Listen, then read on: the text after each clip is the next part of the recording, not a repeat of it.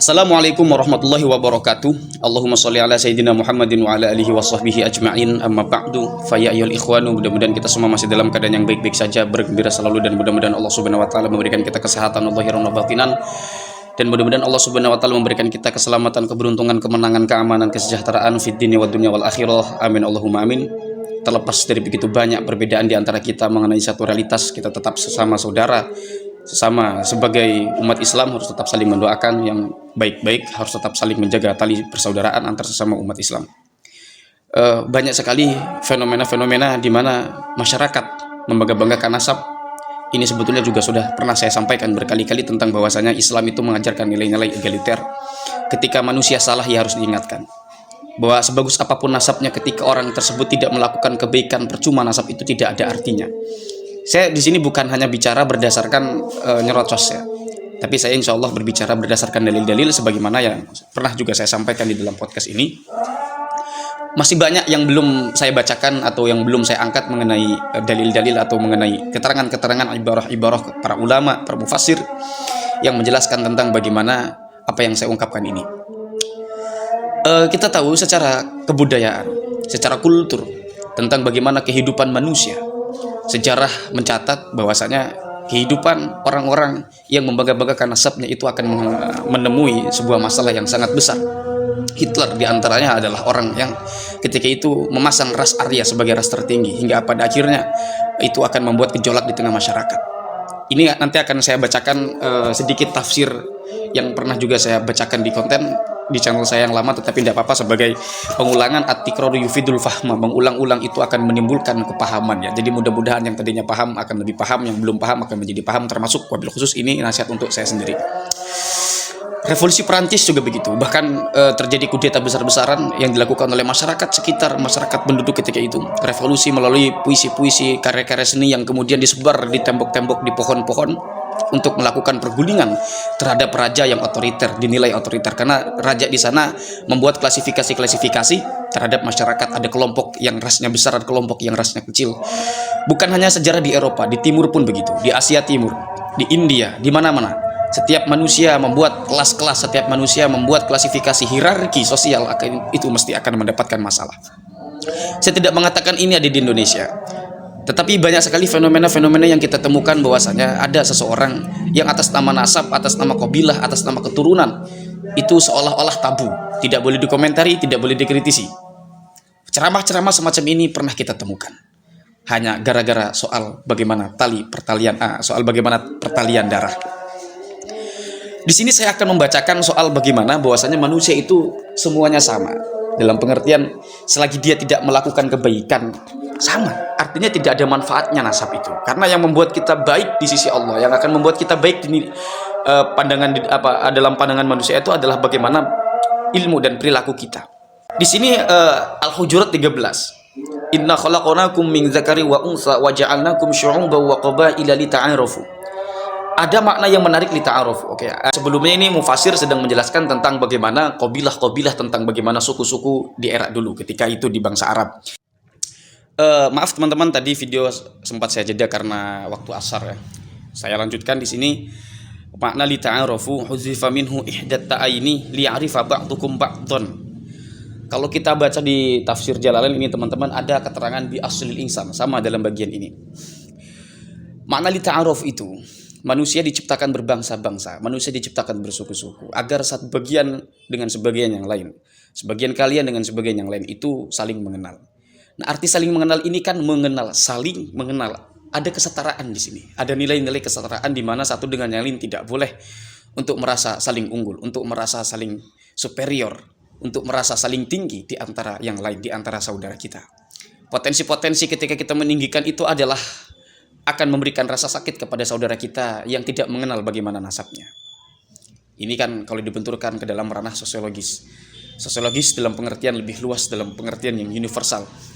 Hubungan-hubungan komunikasi, hubungan-hubungan interaksi sosial antara manusia dengan manusia yang lain, jika ada gap, ada hierarki tentang bagaimana soal kabilah, ada hubungan, ada kesenjangan soal bagaimana nasab, ini akan mempersulit komunikasi, akan membuat kikuk, akan membuat kaku, dan semacamnya. Disinilah akan menutup ruang-ruang perkembangan, perkembangan dari sisi apapun ya.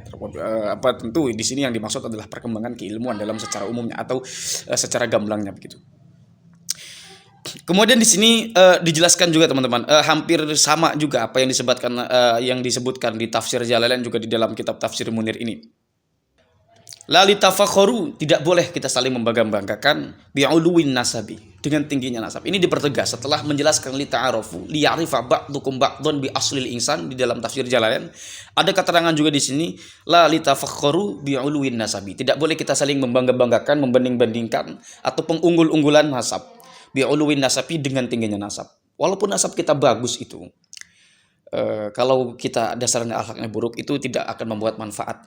Itu Imam Ar-Razi pernah menjelaskannya. Ada di dalam kitab tafsir Ibnu Katsir, di dalam podcast yang disampaikan oleh Bang Ahsan atau Gus Ahsan itu pernah dibawakan di situ ya. Soalnya kita tidak ada kitabnya di sini. Ini dijelaskan juga teman-teman, fala yantasibu ahadun ila ghairi abayhi. Seseorang itu memang tidak boleh memasang nasab kepada yang bukan bapaknya. Ini berkaitan juga dengan ilmu nasab ya. Ini sedang rame-rame penelitian Kiai Maduddin Utsman, ini ranahnya ke sana. La litatafakharu, sama seperti isinya di tafsir Jalalain, bil abai wal qabaili. Kemudian di sini teman-teman, wala litadda'u at-tafawuta fil ansabi. Tidak boleh kita saling membanding-bandingkan atau sampai terjadi tumpang tindih antara satu nasab dengan nasab yang lain. Hanya bermodalkan nasab, seseorang merasa lebih superior dengan seseorang yang lain, sehingga ini menghegemoni, sehingga ini dijadikan sebagai sebuah patron, dijadikan sebagai sebuah rujukan untuk memimpin umat manusia. Ini menurut saya terlalu baik. Ini nilai-nilai kesetaraan yang diajarkan oleh Islam yang perlu dijadikan sebagai bahan perenungan untuk kita semua, agar supaya kita tidak terjebak pada bagaimana patronitas, tentang bagaimana kultur yang selama ini mungkin telah menjadi kebiasaan di masyarakat kita. Lalu lantas bagaimana dengan hadis yang mengatakan bahwasanya wa'itsrati ahlal baiti? Jika kita mengartikan sebuah hadis itu dari sisi harfiah saja, artinya dari sisi zahir, khawatir kita terjebak pada bagaimana pemahaman orang-orang Hasyawiyah atau Hasyawiyah. Ini juga kelompok teologis yang pernah dikritik oleh Ibn Rus dalam kitab Al-Kashfu an Manahijil Adillah, di mana Ibn Rus mengkritik kelompok tersebut ini terlalu receh ya, karena menilai sesuatu atau memahami teks nas baik Quran maupun sunnah itu berdasarkan bagaimana teks berbicara. Ini kalau dalam kajian filsafat, berarti ini tidak masuk dalam kajian dekonstruksi kan begitu, karena orang-orang yang memahami secara harfiah saja atau secara zahirnya lafaz saja itu orang-orang strukturalis ya, kalau A berarti A kan begitu. Padahal kalau kita merujuk pada bagaimana pandangan ulama melihat itu, sangat menarik sekali. Yang mesti kita pahami adalah pandangan ulama terhadap hadis tersebut. Mengapa ulama berpandangan seperti itu? Mengapa ulama berpandangan seperti ini? Ada ulama yang saya pikir sangat menarik untuk kita saksikan, yang sangat menarik untuk kita pahami, yaitu Ibnu Qudamah. Ibnu Qudamah mengatakan la nusallimu annal murada bisaqalaini al-Qur'an wa itsrah. La alamakila ya. Jadi Ibnu Qudamah aku tidak membenarkan, aku nggak terima kalau seandainya sakolain ini hal yang kita pegang, yang harus kita jadikan pegangan itu disebut sebagai Quran dan keturunan secara zahirnya saja. Artinya Quran dan itsratin Nabi, keturunan zuriyah Nabi yang mungkin sekarang kita sebut sebagai zuriyah, itu tidak terima. Kenapa? Karena sesuai keterangan yang lain yang harus mesti dijadikan pegangan itu adalah Al-Quran dan Sunnah.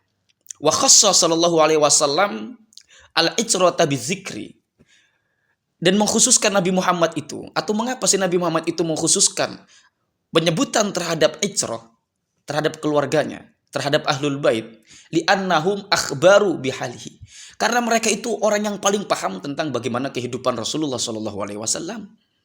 Pertanyaannya sekarang, ini kan kita ngaji cerdas, ngaji mikir. Bukan ngaji juga ya, ini ngobrol lah, namanya YouTuber ya. YouTuber ecek-ecek. Bagaimana persoalannya kalau zuriyah itu yang sekarang ini sudah berapa turunan? Kita tidak berbicara zuriyah yang sekarang lagi rame, enggak. Zuriyah secara umum. Yang di luar negeri juga. Bagaimana kalau zuriyah itu tidak ngaji? Bagaimana zuriyah itu tidak belajar? Tidak mempelajari ilmu pengetahuan? Bagaimana kalau dia tidak ngaji itu dapat mengetahui tentang bagaimana Rasulullah SAW? Artinya tetap saja yang dimaksud akhbaruhu bihalihi itu adalah ya intinya adalah sunnah Nabi Muhammad SAW. Entah bil takrir, entah bil af'al, entah bil qaul, karena mereka itu paling paham. Keluarga Nabi Muhammad paling paham tentang bagaimana Nabi Muhammad SAW. Jadi begitu. Nah sekarang sudah jauh. Bagaimana persoalannya kalau zuriyah Nabi Muhammad SAW itu tidak paham tentang bagaimana kehidupan Nabi Muhammad SAW karena dia tidak ngaji. Lantas dia disebut sebagai junjungan untuk dijadikan rois, untuk dijadikan sebagai patron keagamaan misalnya. Akan bagaimana nanti jadinya agama Islam? Ini mudah-mudahan ada manfaatnya. Allahumma hdina hadza sabil. Wassalamualaikum warahmatullahi wabarakatuh.